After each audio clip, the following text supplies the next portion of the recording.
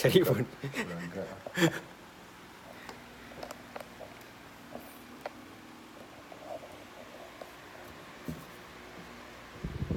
Kau duduk atas lantai ke? Macam mana? Kalau kau duduk atas kursi boleh? Tapi angle dia, Tak, ni. angle dia ni okey, Ah, boleh. Boleh eh? Kau sebelah situ lah. Boleh. Macam ni.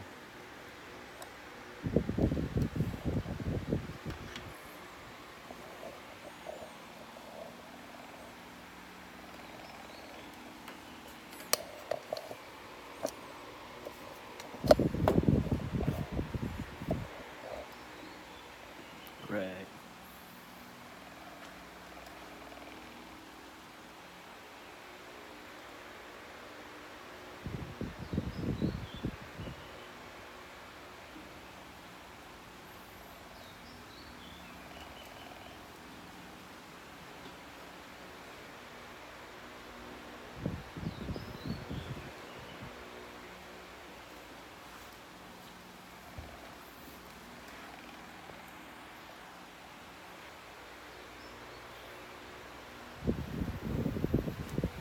Okay bro, let's do this.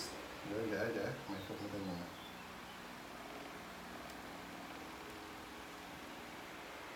Test, test, test, test.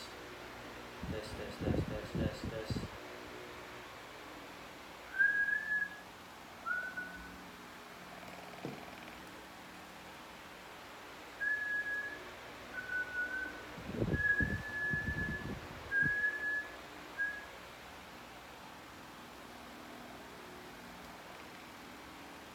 Test, test, test, test, test. Test, test, test, test, test.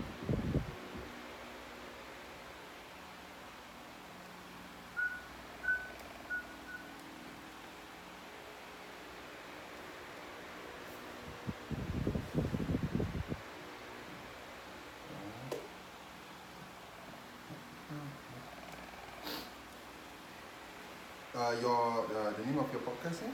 Hello, hello, kopi Camilo. Hello Kopi Camilo. Ya, tu. Cak. Ni yang boleh cakap picture juga.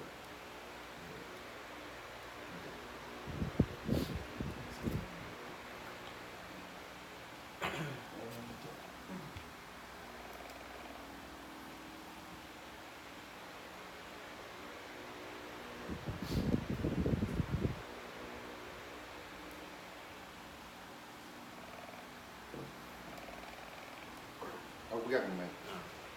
Kau ni tak pergi lah. Oh, alamak. Kau duduk situ lah. Kau nak bayar. Duduk kan? Sini ya? Ah. Okay, okay.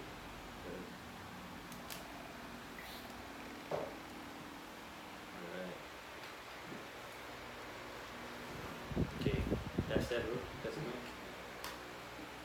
Testing, mic 1 2. 1, 2, Test, mic 1 2 1 2. Cool. This is Hello Kopi Camilo podcast. What up? What up? What Today is we up? have Muaz, Thank you for having me. aka The Reset. The Reset. The man. Reset, yeah. Where did that name came from, bro? Where did the name came from? Oh my Yeah. god, dude. Okay, Joe. First off, I just want to say something to Milo here. He's been trying to get me for a very long time. Okay, and only now that I am actually free, and I really am super excited to be here. I mean, for you to be in your podcast, Yeah, dude. it's great, man. Old friend. Okay, You so have been an inspiration, man. Okay. From afar, you are living the life, bro. yeah, no lah, biasa-biasa je. I'm more of trying to survive, you know. But then if people think that way, just know that there's also a hardship through all that success as well. Yeah. Anyway, Milo, your first question. Yeah. Where did I? Where did the name came from? The Yeah. Reset. It's like such an iconic name, bro. It's Ah. like it represents you so much part of your branding already. Thank you. All right, What is it so about? this is funny because to those who maybe follows me on Twitter, back then my Twitter name is Abdul Muaz, which is very generic, my real name, of course. And one day when I get to know all these amazing people on Twitter, like Carrie Cole, Elmo, and then I try to understand like why did they change their name. This is something new for me. Okay. Especially back then, back in 2009, where everybody just started using Twitter. So they had their, so to speak, like their own persona. So they're different in real life, but then on Twitter they're somebody else. You should know that. Everybody should know that. So I was like thinking like I need a really cool name.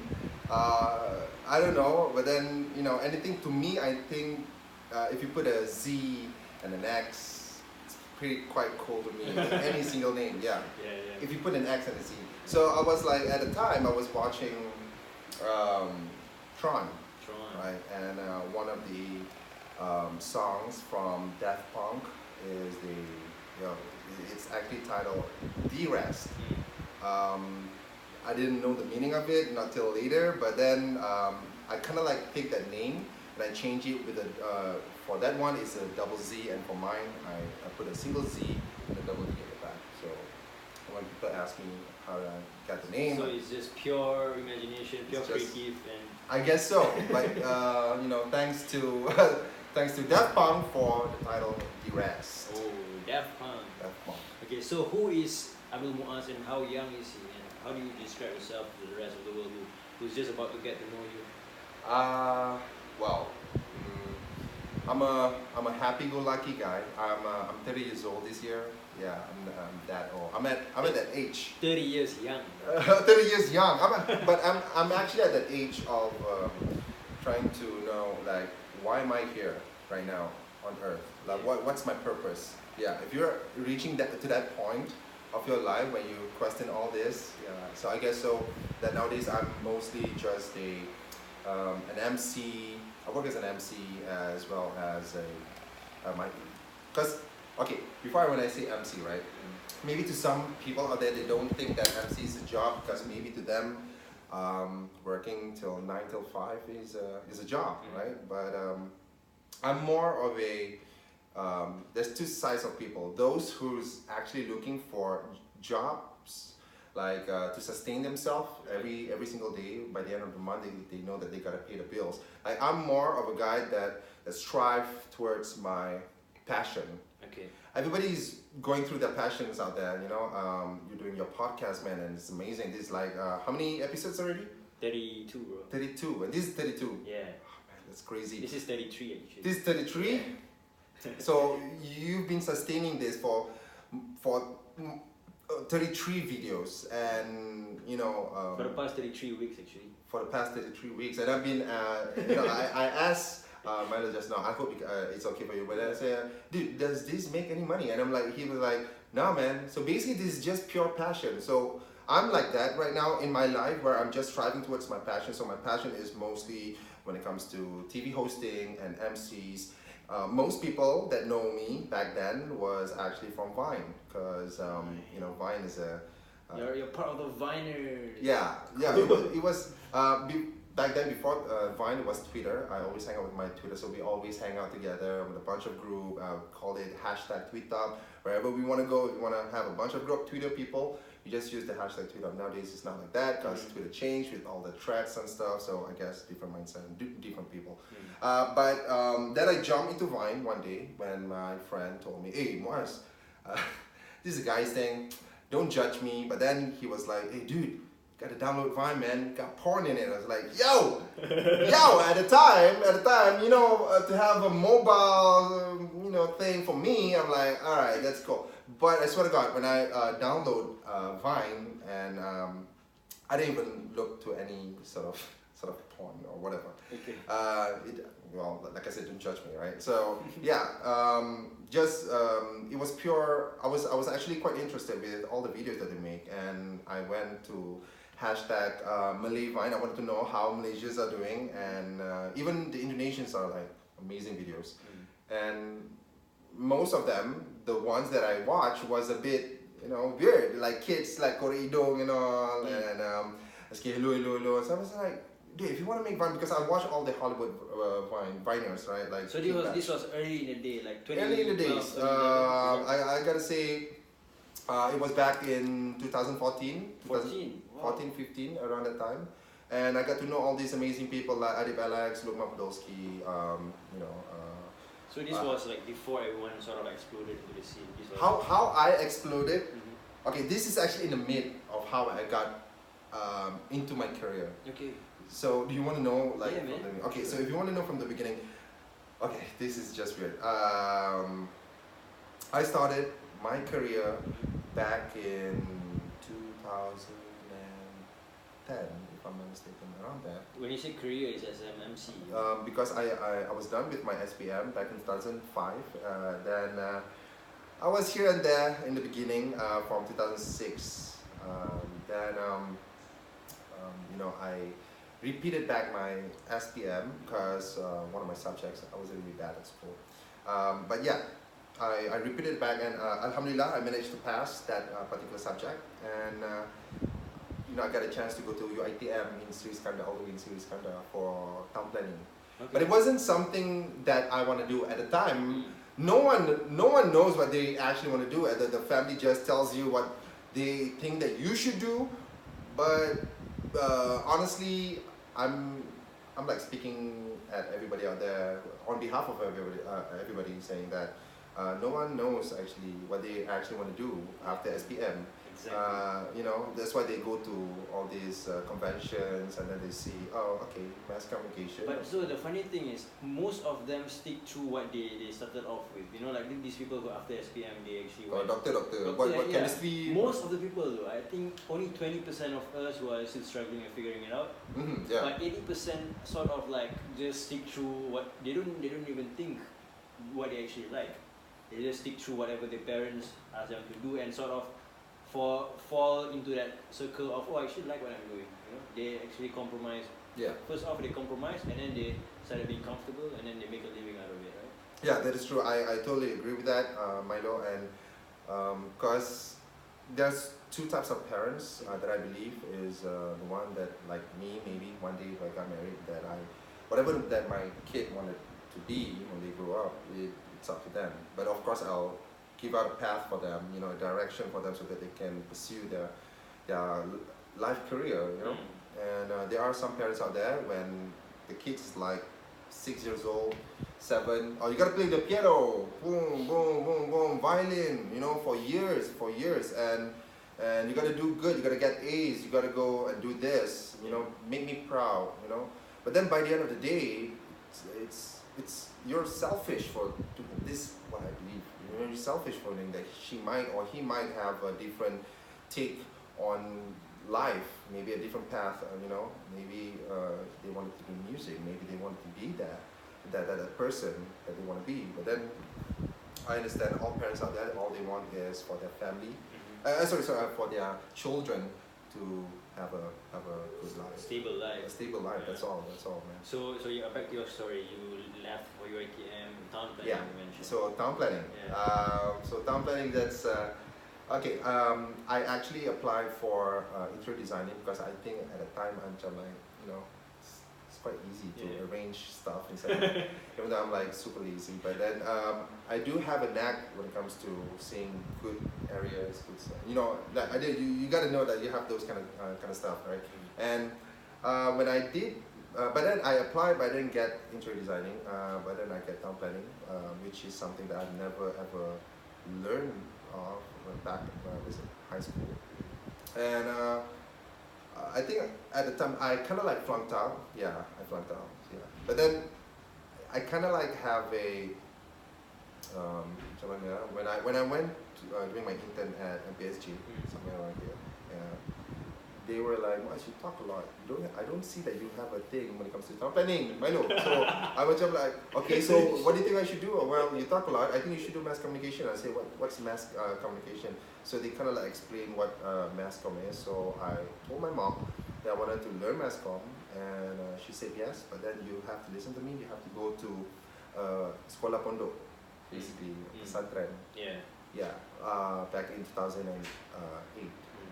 So I did. I went there for a year, and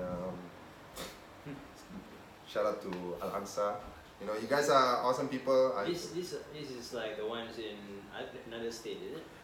Yang ni like in between Batam Berjuntai and Kuala Selangor. Wow. Basically, there's nothing there, and I tell you, for me, there's the only thing that I can do there is basically, okay. I tell you, when I was there for like 3 months, when I was there, I was like staring up at the sky, looking at the sky, like, what am I doing here? Like, because you already lived that life. This is a totally different environment for me, But then I gotta just take it just for 1 year, I get to know the people there, and banyak juga like all the stupid stuff that I did there. Siap kena rotan dengan ustaz and all. So, but that is a good experience for me. It's an adventure, man. I feel It like is. you went. Every single week ada perempuan kena histeria kat sana. No kidding. Damn. Aku tengah semayang. I still remember this. Aku tengah semayang maghrib, and then tengah semayang tiba ada perempuan tengah gelap belakang tirai. I was like, dan aku dah tak syok tu. Aku semayang habis, and then I'm like looking behind, and then what the hell is this? And then apparently one of the girls kena hysteria. How old were you at this point, man? I was like 23. Oh, 22. damn. Yeah. Okay. No Because kidding. Like okay, like after this sekolah pondok, it was inti, I believe. Oh no. No, not yet. No, Inti, I did my degree there, but then before that I studied in Sigi College Sumajaya, which is quite near to my house, and got to know all the amazing lecturers there. It's a really good place to study, and yeah, it all started when one of my project, let's just say I didn't know this guy in the beginning, but then he's kind of like need to be in my group, and we gotta make videos and stuff for our course. And apa ni? Was this 2014? Yeah, no. I think this time around it was 2010 or so, and everybody was like telling me, "Hey, dude, yang tu anak M Nasir." This is a Ramayan band. Pitati. Okay. Yeah. Shout out to Pitati. So. Okay, and then I kind of like confronted the guy, and I was like, hey, people have been asking me, and then I want to know, kau ni anak Nasir ke? Mana ada? Tapi tag dia tu memang ada Nasir kat belakang. tak ada lah. So macam, okay, tak ada, tak apa lah. But then we worked in a couple of projects. I acted in it as well. And then one day he kind of like just tells me, asking me whether I wanted to join him to this studio because I had audition. So I macam like audition. I thought it was an advert at first. I swear to God. Ingatkan macam iklan ke apa kan. I mean, alright, sure lah, pergi lah. When I got there, okay, when I got there, suddenly there's an audition. At the time, Zahid AF was there. Oh, wow. Zahid, Diana was there. A couple of. Which Diana? Is it like AF? Diana Rosli. Oh, okay, yeah. Bukan. Diana Rusdi. Diana Rusdi. Oh, right. Okay. Diana. And yeah, everybody was there, and then I did my part, they did their part, and Alhamdulillah, I got my first job as a TV host for a kids show called Lagu Tiga Kupang for RTM 2 for 2 seasons, and I did so bad in the first season. I swear to God. Milo, you have no idea. Director turun Milo. And then dia sound aku, dia kata aku, kau ni bodoh kau tak pandai cakap bahasa Melayu kan. Aku macam like, aduh, aku naik bilik wardrobe, aku nangis because it was so tiring. It is. Because I had to sing for 40 songs. It's not easy, 40 songs. I have to dance for 40 songs. You know how much it is for a 5-day shoot, 13 episode, 40 songs, 40 dance, storytelling, art crafting, which I am really bad at. But then, the director's wife, God bless her, she passed away a couple of years, if I'm not mistaken, last year. And she really inspired me. Every single time when we hang out and we just sat down, she always tells me, Muaz, you gotta do this. Muaz, you gotta when you're in front of the camera, make sure that you're like natural, you can be yourself. So, I think that every single time. But I did bad on the first season. I admit that. And when I got back home and I got a chance to do research, I watched a lot of interviews, and it's really kind of like just. And every single time, I swear to God, every time when I can look at myself in the mirror, I will always have a conversation with myself. Yeah, that's how I kind of like. I think I. But also at the same time. I did a lot of research, and when they called me back for the second season, they gave me a standing ovation for I kind of like a bit better than the ones back in the first season. Yeah, so that's how I got myself in I gotta say in the industry of my career. So your natural talent has always been talking. Your voice, I guess. I gotta thank my dad, my real dad, and my mom. Okay, So we were talking about this, me and my friends. We were talking about evolution. Wow. It's kind of like, but then evolution in terms of sense of DNA genetics that just goes down from family to family. Your mom and dad goes down to you. To them, it's probably a skill, but then to you, it's a talent. So my mom used to be a really good host, cooking show sekali dengan alamak siapa nama that guy Jafar On back then. And then my dad, which I haven't seen him for 90 years, got divorced with my mom, and he left me when I was standard 4. But then my dad, I found out that one day from my science teacher, she was scribbling something on the whiteboard, and she was looking at me. What's your dad is Jalebi Ibrahim? I said, yeah, he's a singer. I said, I don't know he's a singer. Then I asked my mom, then apparently that he is a singer. I got a chance to sat down with Abang Anwar Zain, dekat Isan, near my house here. One day, I was asleep, and my friend called me, kau kena datang, mamak sekarang. Saya apa ni? Anwar Zain. Sebab I'm a big fan of Anwar Zain. So I'm like, alright man, tak sure betul ke tidak, aku get ready, aku terus pergi mamak kat sini. Apparently he is there. So I sat down with him, then I just talked with him. He's a really nice guy, no doubt about that. And one day I told him that one of the days, so I met him again, and then I told him that, and we sat down and talked, and then he asked about myself. And then I told him that my dad was a singer back then. Then he asked me, who's then I told him Jalebi bin Ibrahim. And at the time, he told me that he's a star for, back when there's a thing called Bakat RTM. Yeah, it's a really big thing back then, and Bakat RTM, and he's one of them. And fun fact though, like just a side track, if I'm not mistaken, the late Yasmin Ahmad was also part of that. Yes, I think so. Yeah. So, and if I'm not mistaken. Yeah. And he told me that he used to sing when he was a kid. He used to sing to my dad, and I was like, he's like Anwar Zain. Anwar Zain, man. I was mind blown. So I guess how I react in front of camera,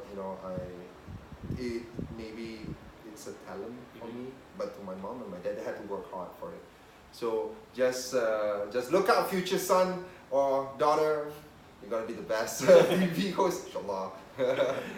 Just joking. Do you think like it's part of the subconscious, man? Have you heard of that? Like the kids, they usually absorb what the parents do, and you probably had the early exposure. You saw them like talking and how they act in front of the camera, and you just pick it up from there. I think so, yeah. Right? Guys, I guess so, because when back in the days when my mom goes to all of these shoots, I will always be there for her, and seeing how she do in front of the camera. She had a bit of a sickness now. She's 58, God bless her, but sekarang dia dah macam lupa-lupa sikit, which is really hard for me. So because aku sometimes all I want is for her to be happy, and it's really hard to see. Katanya kena bomoh, but then for me, I don't believe in those kind of stuff. Not to say that I don't believe it, but then I'm like, ni mesti penyakit tua ni, it's like one of those nyanyo ke apa kan. Sometimes kita tak tahu benda ni bila boleh kena. Even it took me 45 minutes to teach her on how to swipe, just to throw away a video on YouTube. 45 minutes, and she still tak boleh buat benda tu on the iPad. My grandmother, she's 80 years old, and she knows how to work an iPad. So it's really hard for me though. Aku masuk bilik, aku memang sedih gila macam mana ni kan. But then I gotta help her. I gotta make sure that she trains her brain every single day, so that hopefully the brain just works again normally. That's part of the story lah. So I'm just gonna go jump ahead, okay? So I did Lagu Tiga Kupang, my very first show, and after Lagu Tiga Kupang, I did an intern when I was still studying in Sigi College. For my internship, I went to Media Prima. So I worked under Jalan-Jalan Cari Makan. At the time, it was Chi Razali. And my producer, oh my god, Cik ni garang. Oh, gila. I don't understand.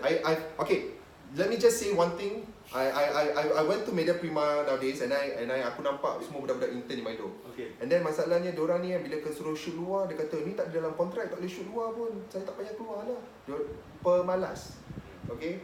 Back in my day, diorang suruh aku buat insert ke apa ke kan, I don't know how to do it. Diorang mana ajar kat college benda tu kan. Tapi aku kena duduk 3 pagi ngantuk, tak cukup nak buat benda tu. So you've been behind the camera as well? Yes.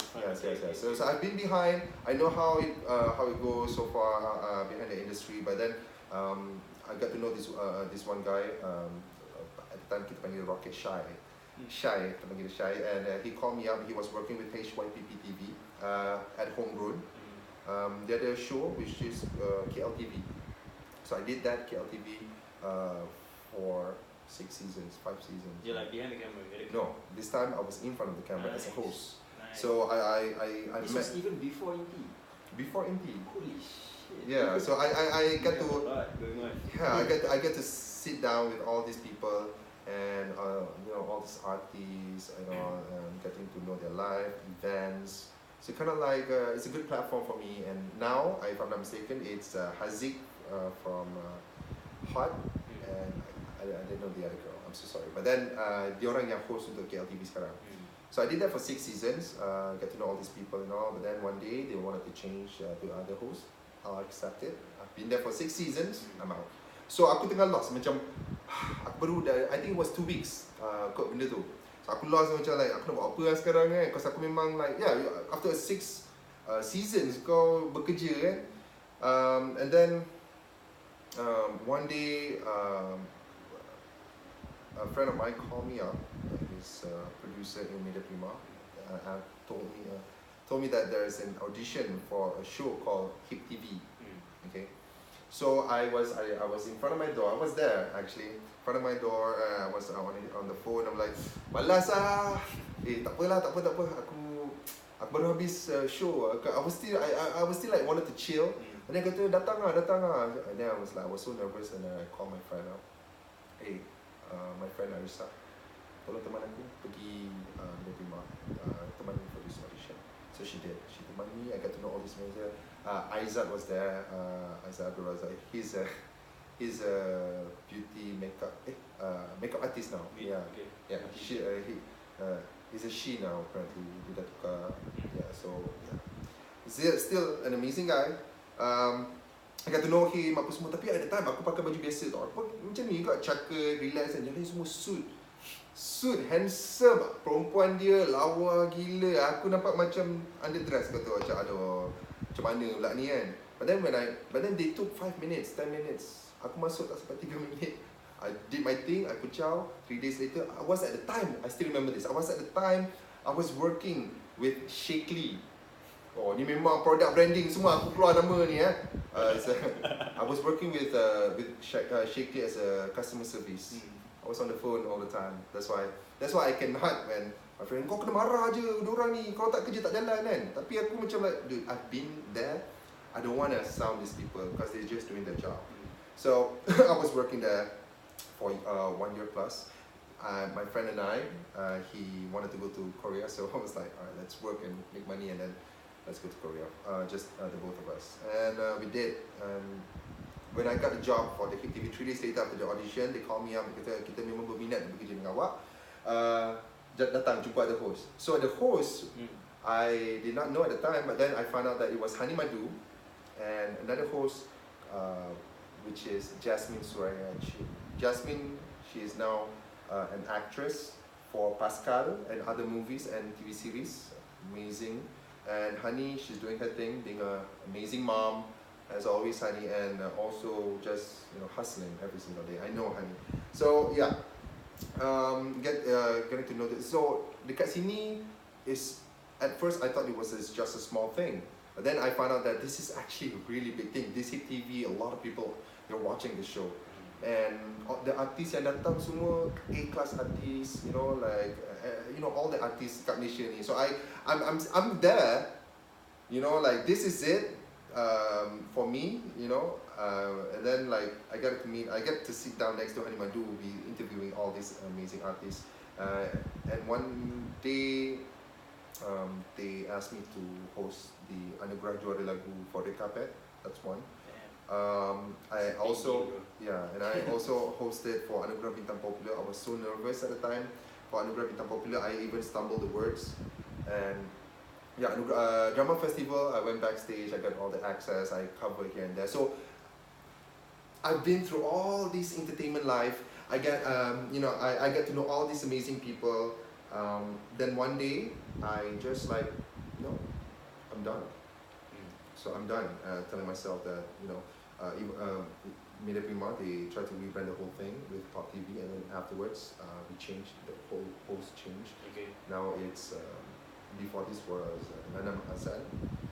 Amazing host, and if I'm not mistaken now, they changed to another one. So I'm not quite entirely sure siapa yang handle Pop TV sekarang. But I know the people behind Pop TV, and they're doing an amazing job with it. So Okay. with the money that you've earned back then, right? Would that be sustainable for you? It wasn't. It wasn't. Yeah, I like to travel. Mm. So it's always being a constant like earn and then you invest in yourself. I invest in myself. That's how I maintain a good life on my side, trying to stay positive all the time. Sometimes when I get too stressed up, I travel. So the story on how I travel is back when I was a kid, I posted this on my Instagram. When I was a kid, my mom and my dad got divorced, right? And if anywhere that my mom likes to travel with my dad, my stepdad, and they travel everywhere around the world, Italy, Japan, Korea, everywhere. So I'm here in Malaysia because the reason why I don't have my passport, because my real dad, Jalil Ibrahim, he was the one who holds down to my passport, and then he told my mom and even myself saying, wherever you want to go, I gotta go to. So my mom tak nak, of course, going to divorce, siapa nak tengok your ex-husband pergi travel sekali, and that's so weird, right? So yeah, I understand that. But I was here throughout my whole lifetime. I never been. My first ever country that I went to was Jakarta, and my second was. Hold on, Okay. Give me a minute. Let you amazing. Tak, dia selalu dia ada macam time cap. So every 30 minutes I can. So this is okay, cool. He's gonna change his angle je. Oh, boleh.